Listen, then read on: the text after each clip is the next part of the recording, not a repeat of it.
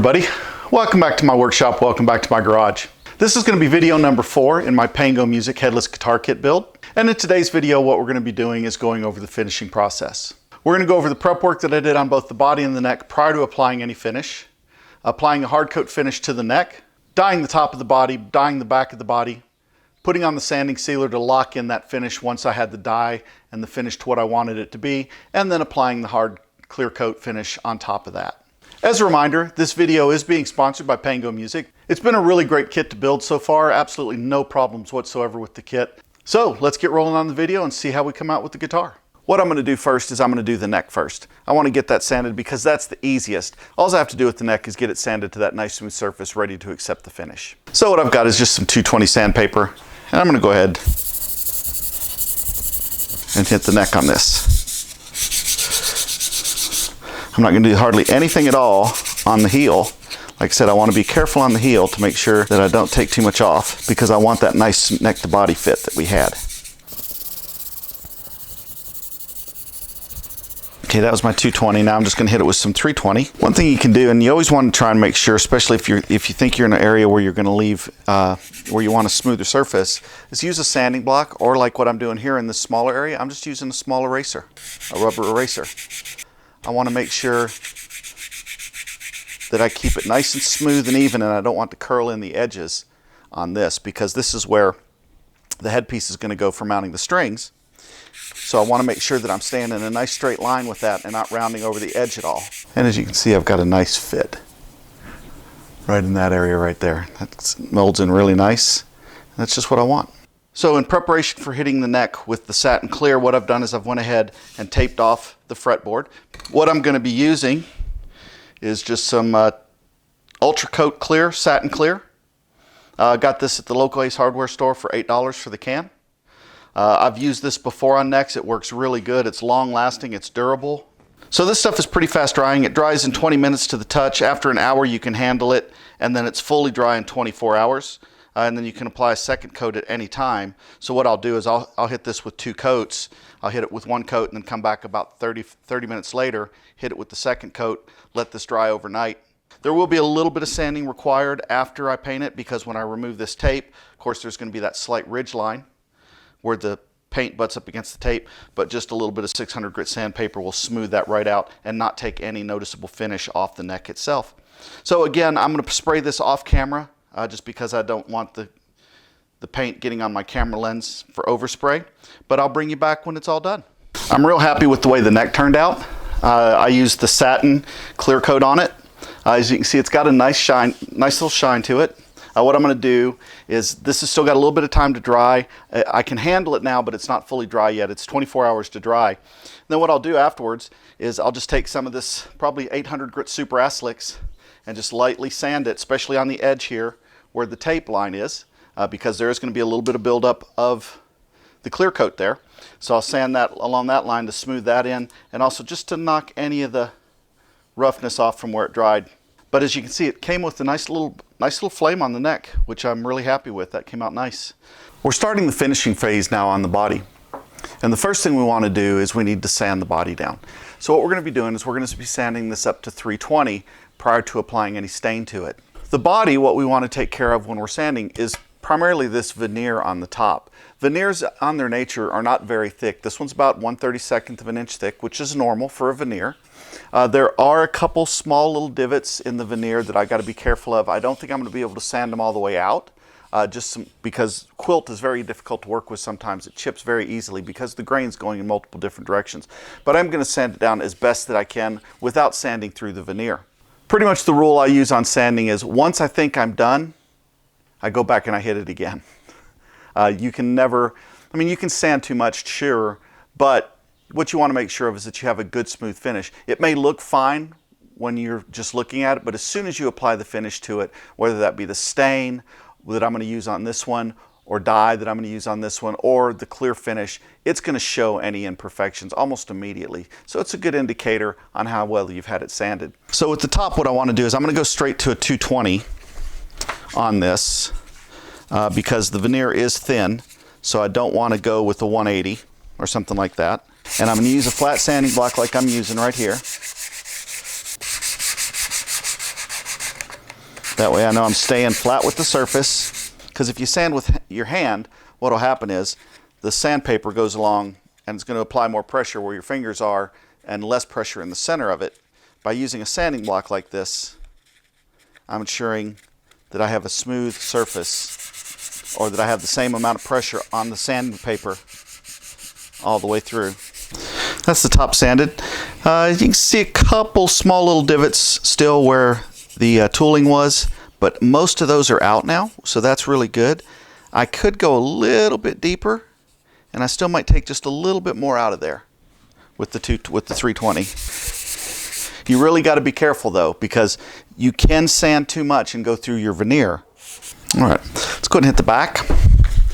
This is a relatively quick sand on this too, because it is in very good shape from the standpoint of tooling marking. There's not a lot of tool marks on it, so it is sanding fairly easy. This is when you ask, is there anything more enjoyable than sanding? And the answer is yes.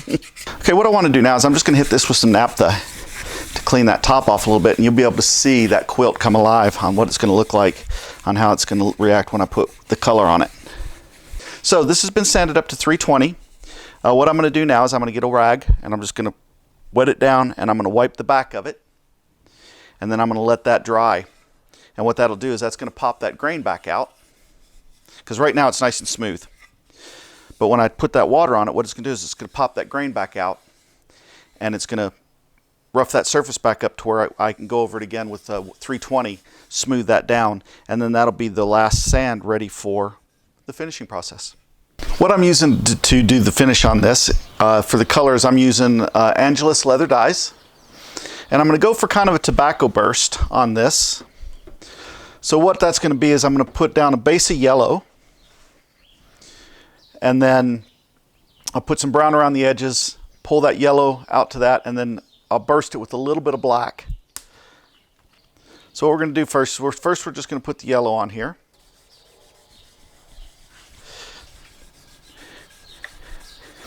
So I'm just putting on the yellow first, as you can see, because I want that yellow down in the wood, because the black and the brown will overpower it if I'm not careful. But you can see where that figuring's coming out now. I'm going to hit this with some light brown.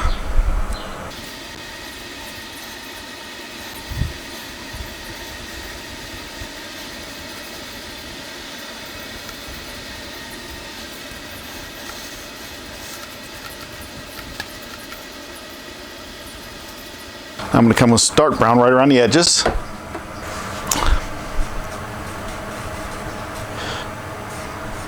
I'm a big fan of Big D guitars, and I'll put a link to his channel down below, but he does some amazing finishes using dyes, using these Angelus leather dyes. He does some great finishes. What I'm doing now is I'm just darkening this edge a little bit. And now what I'm going to do is come back in with this yellow, and I should be able to blend this brown in with that yellow.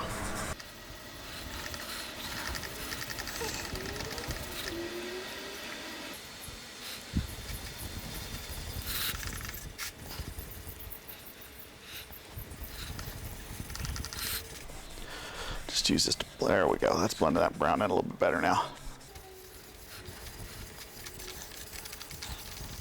There we go, it's doing better. That's getting rid of that hard line that was there.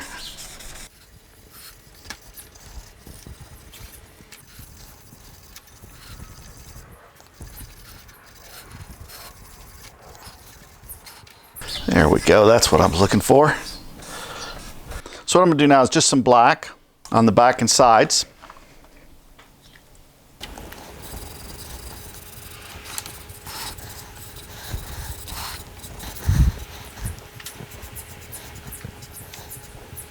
Basically what I'm doing now is I'm just doing the black on the sides. That way I can make sure I got it feathered in correctly, and it's going to have a nice smooth transition on the sides.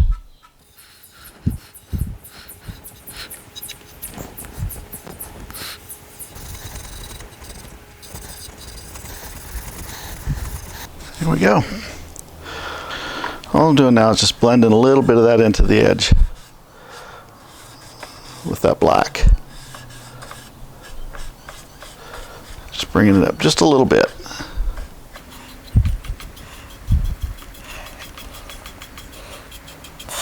Kind of what I'm doing is just softening that line a little bit of where the black is, bringing it just a little bit up onto the body, up onto the top. So the body's dried for a good 24 hours now. As you can see, the burst came out really nice on it. I'm really happy with the way that looks. So what I'm going to do now is I'm going to take this double-aught steel wool and I'm going to go over the entire guitar body and steel wool that off. And what that's doing is that's just removing that top layer of the dye.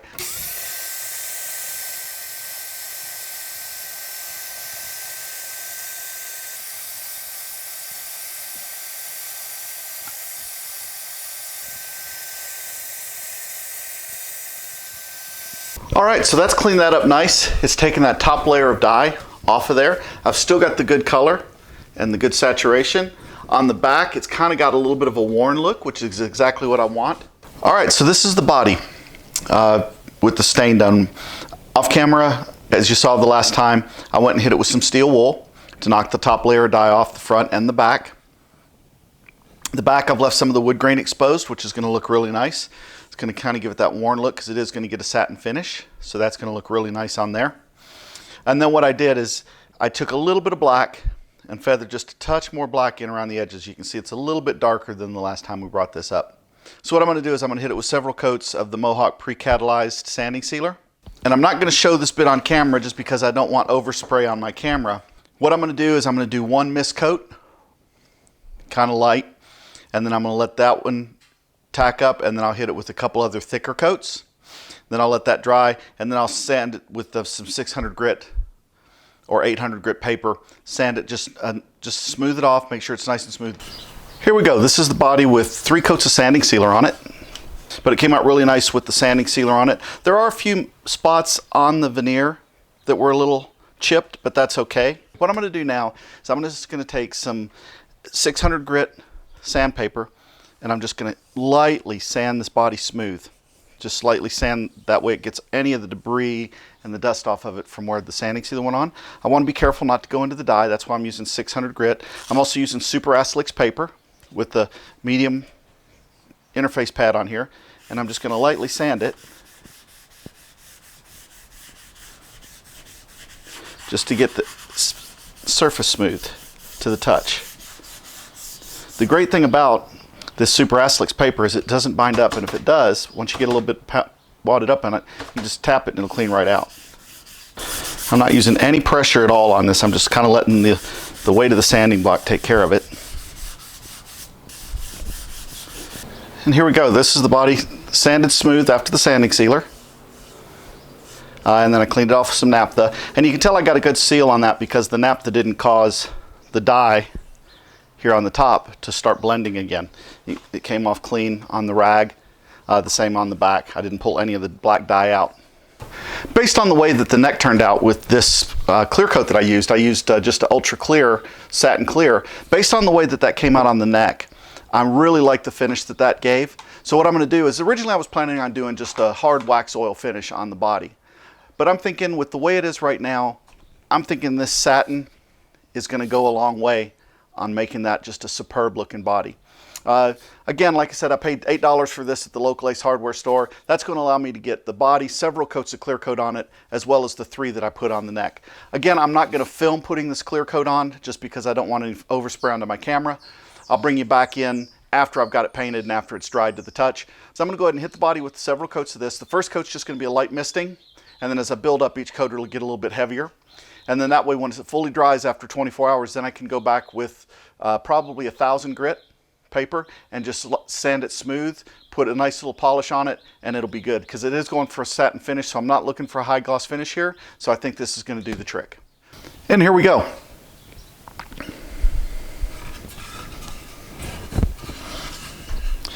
Came out really nice. It does have that kind of that satin feel to it. This is with 3 coats of clear coat on it. All right, that's going to wrap this video up. We made a lot of progress. We've got the body finished, we've got the neck finished, and in the next video we're going to be going through final assembly and play test on the guitar. So I'm really looking forward to that. So please, if you like what I'm doing, click like, click subscribe, follow along with what I'm doing on the channel. And until next time, take care.